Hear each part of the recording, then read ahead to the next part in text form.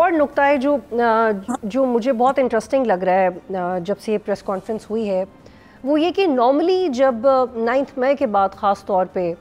کوئی سخت بات پی ٹی آئی کی طرف سے کی جائے، پریس کانفرنسز تو ہوتی ہی رہتی ہیں، وہ کبھی بھی اتنے پیمانے کی انٹرنیشنل سٹوریز نہیں بنتی، لیکن اس پریس کانفرنس کے بعد جو انٹرنیشنل سٹوریز کا مواد ہے اور جو کانٹینٹ ہے وہ نیوز وائز بھی انٹرسٹنگ ہو گیا انٹرنیشنل آڈینس کے لیے. Do you think it's going to work for lobby in other countries for P T I, اور پھر وہ سپورٹ آ سکتی ہے جو عمران خان اور ان کے دوست امیجن کرتے رہتے ہیں کہ آئے گی؟ So it's a very basic question. دیکھیے یہ کوشش کر چکے، انہوں نے لابیز فرم ہائر کر لی امریکہ میں، ان کے یورپ میں جتنے وہ ہینڈلرز ہیں انہوں نے بہت کوشش کر لی، لیکن اللہ نے جب عزت دینی ہو، اللہ نے آپ کے ملک کو عزت دی، آپ وار جیتے، اس کے بعد آپ دیکھ لیجئے